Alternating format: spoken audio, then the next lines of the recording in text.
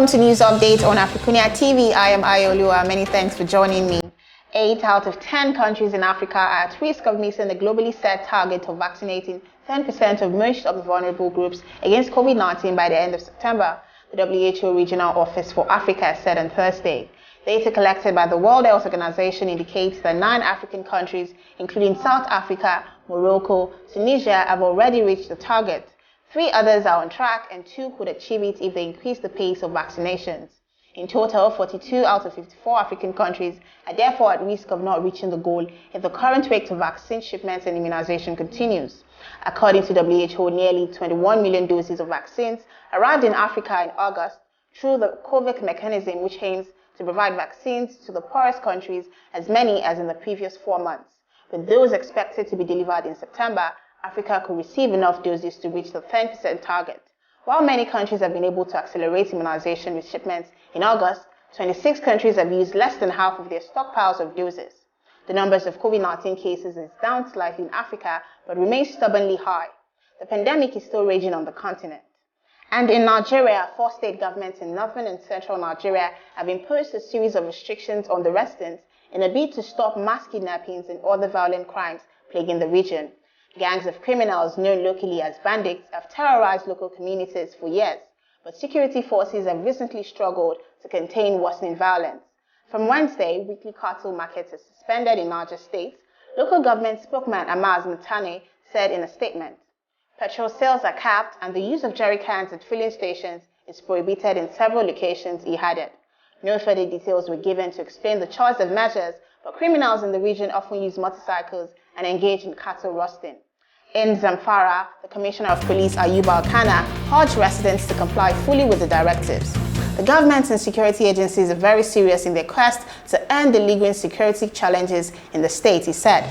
Violence in the region originated with communal clashes over access to land and resources. Groups set up camps in Rugu Forest in Zamfara, where they launch attacks in neighboring states. Still in Nigeria, within a 3-year period covering July 2018 to June 2021, the federal government recorded a fiscal deficit of 15.35 trillion naira. Statistics obtained from the Budget Office of the Federation have shown federal government retained revenue stood at 12.79 trillion naira, while aggregate expenditure stood at 28.14 trillion naira. The major sources of government revenue include oil revenue and non-oil revenue, comprising of revenue from value-added tax, company income tax, stamp duty, and others. A breakdown of the figures showed that in the second half of 2018, the federal government generated 1.78 trillion naira as revenue and spent a total of 3.75 trillion naira, resulting in a fiscal deficit of 1.97 trillion naira.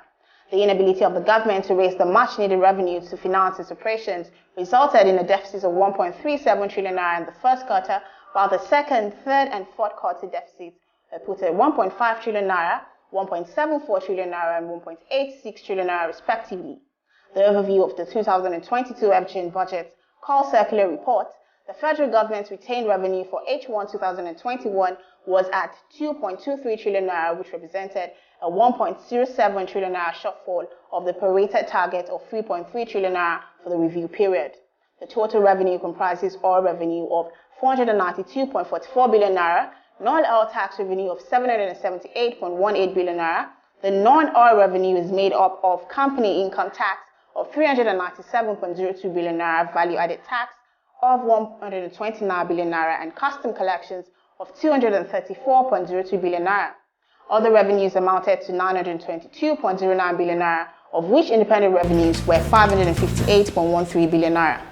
On the foreign scene, the death toll from flooding after the remnants of Hurricane Ida Pumal City in the east rose sharply to 46 on Thursday after New Jersey announced at least 23 people have died there. Dozens have died in eastern states, Connecticut, Maryland, New Jersey, New York, Pennsylvania, and Virginia, after the storm brought unprecedented rainfall to some areas. The death toll included a state trooper in Connecticut who was swept away as he responded to a missing person's call.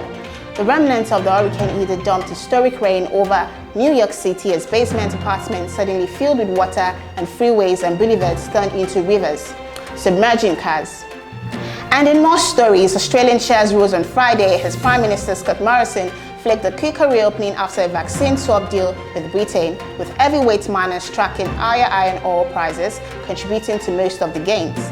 Morrison announced a swap deal with Britain for 4 million doses of Pfizer PFN COVID-19 vaccines, said he was looking to convince states and territories to stick to a national COVID-19 reopening plan.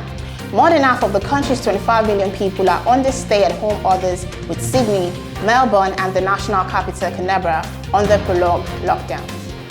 And in sports, the Super Eagles of Nigeria will commence the process to earn a 7th FIFA World Cup Finals appearance when the trade tackles with the Lone Star of Liberia at the Teslim Balogun Stadium, Lagos today, in one of the Day 1 games of the African qualifying campaign.